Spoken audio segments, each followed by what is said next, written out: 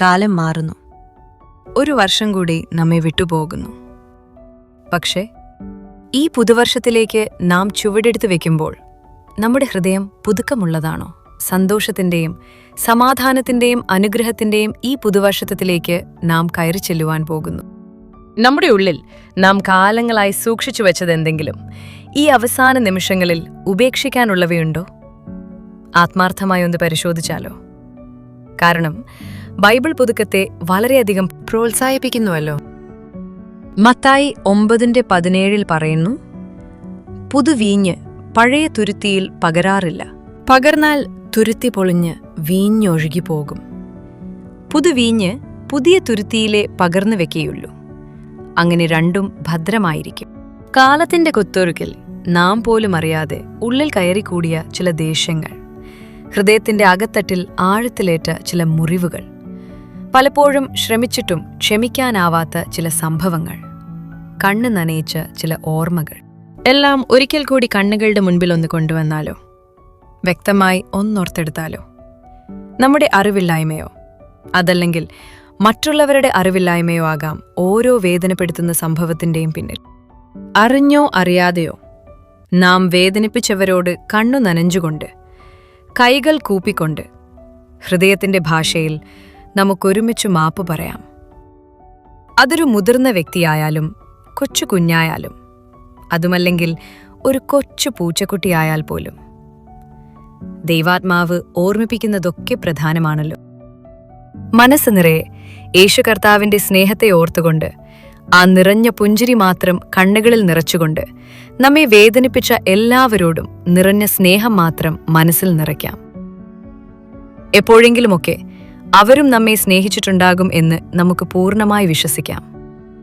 അതുകൊണ്ട് തന്നെ ഈ പുതുവത്സരത്തിന്റെ എല്ലാ നന്മകളും കർത്താവ് എല്ലാവർക്കും നൽകട്ടെ എന്ന് നമുക്ക് സർവശക്തനായ ദൈവത്തോട് പ്രാർത്ഥിക്കാം.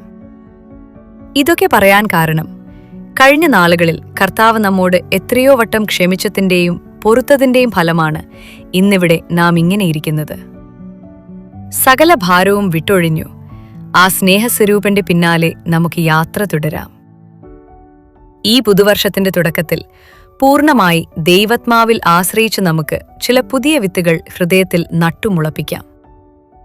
പുതിയൊരു കൃഷിക്കായി പുതുമണ്ണൊരുക്കി തയ്യാറാക്കുന്നതുപോലെ ആവശ്യമില്ലാത്ത കലകളും കല്ലുകളും പെറുക്കി മാറ്റി മണ്ണിനെ പൊന്നാക്കി മാറ്റുന്നതുപോലെ നമുക്കും ഹൃദയത്തെ ഒരുക്കാം.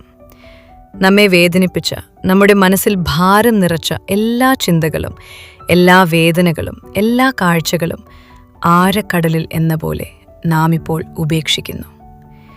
ഒരിക്കലും തിരിച്ചെടുക്കാനാവാതെ അവയെ കർത്താവ് നമ്മിൽ നിന്നും മായ്ച്ചു കളയട്ടെ. എബ്രായർ 12:1 പറയുന്നല്ലോ, ആകയാൽ സാക്ഷികളുടെ ഇത്ര വലിയൊരു സമൂഹം നമുക്ക് ചുറ്റും നിൽക്കുന്നതുകൊണ്ട് സകല ഭാരവും മുറുകെ പറ്റുന്ന പാപവും വിട്ട് നമ്മുടെ മുൻപിൽ വെച്ചിരിക്കുന്ന ഓട്ടം സ്ഥിരതയോടെ ഓടുവാൻ കർത്താവ് നമ്മെ പ്രാപ്തരാക്കട്ടെ. നമുക്ക് പ്രാർത്ഥിക്കാം.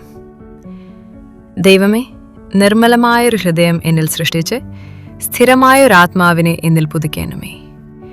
ആത്മാവിന്റെ ഫലമായ സ്നേഹം, സന്തോഷം, സമാധാനം, ദീർഘക്ഷമ, ദയ, പരോപകാരം, വിശ്വസ്തത, സൗമ്യത, ഇന്ദ്രിയജയം എന്നിവ എന്നിൽ നിറയ്ക്കണമേ.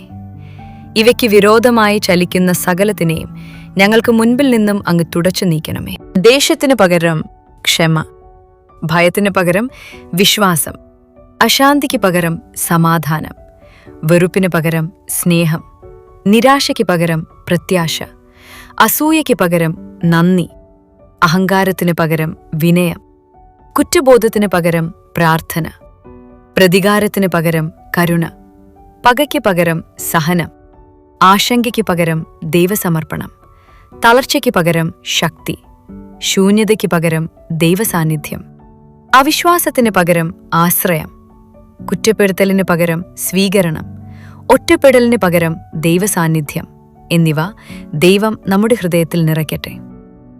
ഇത് കേട്ടുകൊണ്ടിരിക്കുന്ന സകലർക്കും ദൈവസാന്നിധ്യം നിറഞ്ഞ അനുഗ്രഹത്തിന്റെ ഒരു പുതുവർഷം ആശംസിക്കുന്നു.